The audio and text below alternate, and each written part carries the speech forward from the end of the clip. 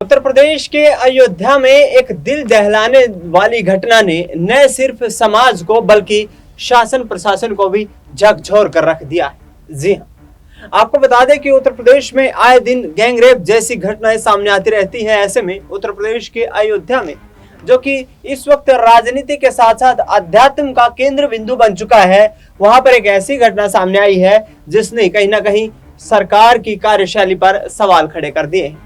आखिरकार क्या उत्तर प्रदेश में योगी आदित्यनाथ सिर्फ कानून व्यवस्था को लेकर अपनी सरकार की पीठ थपथपाते हुए नजर आ रहे हैं? क्या योगी आदित्यनाथ के शासन प्रशासन में सिर्फ फाइलों में पुलिस टीमें यहाँ पर और पुलिस विभाग मौजूद है? क्या उत्तर प्रदेश में सिर्फ फाइलों में ही अपराध का जो आंकड़ा है वो घटता नजर आ रहा है? कि ग्राउंड की कोई परिस्थिति ऐसी सुखद नहीं? यानी कि लगातार सवाल अब इसलिए खड़े हो रहे हैं कि उत्तर प्रदेश के अयोध्या में भदरसा कोतवाली क्षेत्र के अंतर्गत यह घटनाक्रम घटित हुआ है, जहां पर दो दरिंदों ने एक नाबालिग लड़की के साथ गैंगरेप किया, दुष्कर्म किया और उसके बाद उनको जब गिरफ्तार किया गया तो उसके बाद सियासी बवाल मच गया है।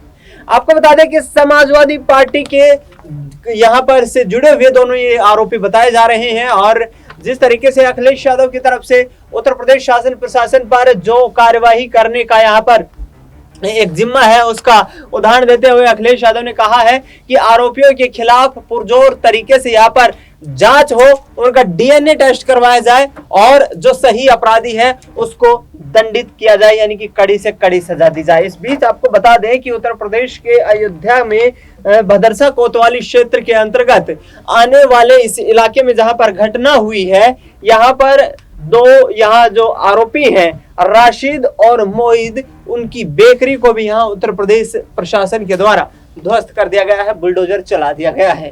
लेकिन बड़ा सवाल तो ये खड़ा हो रहा है कि क्या बुलडोजर की यहाँ पर नीति से उत्तर प्रदेश में अपराध खत्म होता हुआ नजर आएगा? क्या उत्तर प्रदेश का अपराध सिर्फ यहाँ पर जो बुलडोजर के कार्यशैली से ही यहाँ कहीं ना कहीं खौफ खाता हुआ नजर आएगा? क्या शासन प्रशासन उत्तर प्रदेश में कमजोर हो रहा है? क्योंकि लंबे वक्त से ये आरोप भारतीय जनता पार्टी की तरफ से समाजवादी पार्टी पर लगाए जाते रहे हैं कि अखिलेश यादव, मुलायम सिंह यादव हो या मायावती की सरकार रही, उस वक्त से इस वक्त देखा जाए तो उत्तर प्रदेश में अपराध जो है काफी कम हुआ है।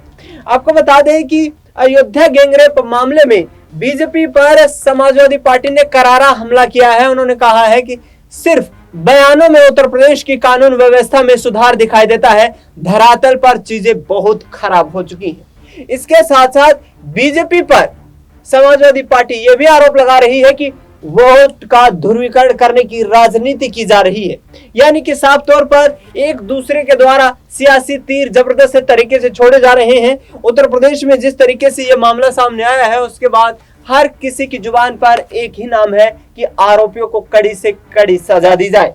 आपको बता दें कि योगी आदित्यनाथ ने जिस तरीके से भदरसा कोतवाली क्षेत्र की चौकी इंचार्ज जो थे, जिन पर यह आरोप लगा कि उन्होंने इस पूरे मामले में एक्शन लेने में काफी देरी की, उन दोनों चौकी इंचार्ज को यहां पर सस्पेंड कर दिया है और ऐसे में एक एसआईटी का गठन करने का ऐलान कर दिया है जो इस पूरे मामले की जांच करेगी। यूपी सरकार ने सख्त कार्रवाई करने के आदेश भी जारी कर दिए हैं। उत्तर प्रदेश में यहां पर कानून के साथ खिलवाड़ नहीं होने दिया जाएगा। प्रत्येक नागरिक की सुरक्षा का जिम्मा सरकार का उत्तरदायित्व है, सरकार की जिम्मेदारी है। यह बयान खुद मुख्यमंत्री योगी आदित्यनाथ के द्वारा दिया गया है और उनकी तरफ से साफ तौर पर कहा जा रहा है कि किसी भी तरीके से अपराधियों को इस सरकार में माफ नहीं किया जाएगा। उत्तर प्रदेश से अपराधियों को अपनी जमीन छोड़नी होगी। लेकिन बड़ा सवाल फिर से यही है कि आखिरकार चाहे हाथरस में हो, उन्नाव में हो या अब अयोध्या में हो, ये घटनाएं आखिरकार घटित क्यों हो रही है?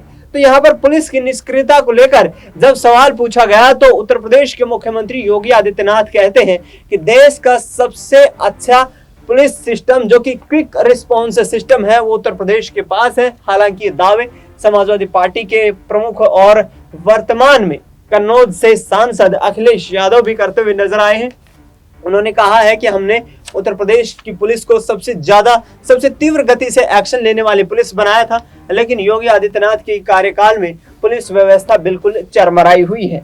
इसके साथ आपको बता दें कि जिस जगह पर यह घटनाक्रम घटित हुआ है उत्तर प्रदेश के अयोध्या में, वहां पर भारतीय जनता पार्टी का एक प्रतिनिधि मंडल भी इस घटना स्थल का दौरा करेगा। दौरे के बाद यहाँ पर प्रतिनिधि मंडल पार्टी हाईकमान और उसके साथ साथ उत्तर प्रदेश सरकार को रिपोर्ट पेश करेगा। आरोपियों का डीएनए टेस्ट करवाने की मांग समाजवादी पार्टी प्रमुख अखिलेश यादव की तरफ से की गई है। यहाँ पर कड़े शब्दों में उनकी तरफ से निंदा की गई है और आरोपियों के खिलाफ कानून के तहत कड़ी से कड़ी सजा देने की भी मांग की गई है। लेकिन भारतीय जनता पार्टी के द्वारा जो आरोप लगाए जा रहे हैं उनमें विशेष तौर पर आरोप ये है कि योगी आदित्यनाथ को लेकर के जिस तरीके से समाजवादी पार्टी ने सवाल खड़े किए, उसके बाद यहाँ मुस्लिम वोट बैंक और ध्रुवीकरण को साधने का आरोप बीजेपी की तरफ से समाजवादी पार्टी पर लगा दिया जाता है। उनकी तरफ से कहा जाता है कि समाजवादी पार्टी से ये दोनों आरोपी जुड़े हुए हैं। इन दोनों आरोपियों को किस तरीके से अब सजा मिल पाएगी, ये बड़ा सवाल खड़ा हो गया है। और क्या आने वाले वक्त में उत्तर प्रदेश में ये तमाम घटनाएं जो है ये थमती हुई नजर आएंगी?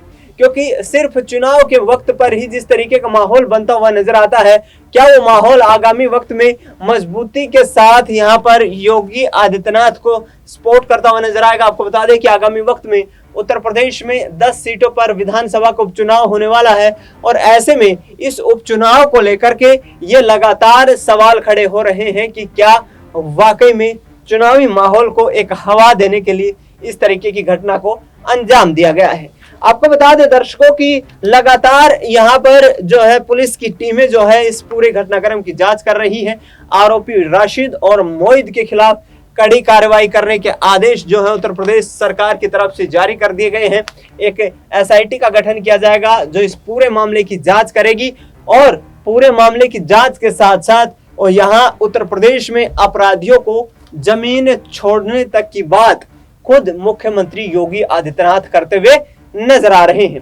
देखना यह होगा कि क्या उत्तर प्रदेश में वाकई में आगामी वक्त में अपराधियों पर लगाम लगती हुई नजर आएगी, क्योंकि जिस तरीके का माहौल यहाँ पर तैयार हो रहा है उस माहौल को देखते हुए भारतीय जनता पार्टी निश्चित तौर के ऊपर यहाँ अयोध्या के मामले को अब कैप्चर करके अपराधियों को कड़ी सजा देकर के यहाँ पर और पूर्णतः से यहाँ कहीं ना कहीं एक चुनावी माहौल बनाने की तैयारी भी करेगी। क्योंकि हमने देखा कि जिस वक्त उत्तर प्रदेश के हाथरस में एक लड़की के साथ गैंगरेप का मामला सामने आया था, उस दौरान विपक्ष के तमाम नेताओं की तरफ से योगी सरकार पर हमले बोले गए। वहां पर प्रियंका गांधी वाड्रा जो है परिवार से मिलने के लिए पहुंची, परिवार को सांत्वना देती हुई नजर आई और इसके साथ साथ उत्तर प्रदेश सरकार पर निशाना साधते हुए भी नजर आई।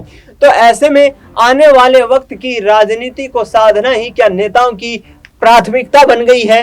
क्या उत्तर प्रदेश में विधानसभा के उपचुनाव को साधने के लिए इस तरीके की राजनीतिक घटनाओं को अंजाम दिलाया जा रहा है? और क्या योगी आदित्यनाथ की पुलिस पिछले 4.5 साल में जिसका महिमा मंडन किया जा रहा है वो इतनी मजबूत होने का दावा किया जा रहा है, क्या वो कमजोर पड़ती नजर आ रही है? इन तमाम पहलुओं पर सवाल खड़े हो रहे हैं। सवाल सरकार की कार्यशैली को लेकर खड़े हो रहे हैं और सवाल ये भी खड़े हो रहे हैं कि आगामी वक्त में क्या ये घटनाएं थमती हुई नजर आएगी?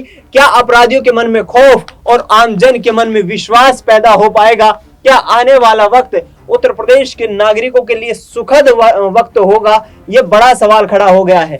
आपको बता दें कि कुछ दिनों पहले ही लोकसभा चुनाव से पहले उत्तर प्रदेश में 4 अलग अलग भागों में उत्तर प्रदेश को बांट देने की एक यहाँ पर जिस तरीके की मांग की गई थी, उसके बाद पश्चिमी उत्तर प्रदेश को लेकर के बीजेपी के पूर्व विधायक संगीत सोम ने एक बयान दिया था कि पश्चिमी उत्तर प्रदेश में मुस्लिम आबादी अच्छी खासी संख्या में है और यदि ऐसा हुआ तो फिर उत्तर प्रदेश यानी कि पश्चिमी उत्तर प्रदेश मिनी पाकिस्तान बनता हुआ नजर आएगा। अब देखना ही होगा कि कार्रवाई किस तरीके से होती है और क्या उत्तर प्रदेश में आगामी वक्त में घटनाएं थमती हुई नजर आएंगी। फिलहाल इस खास कार्यक्रम में इतना ही। देश दुनिया की तमाम बड़ी खबरों के लिए आप देखते रहिए SPN9 न्यूज।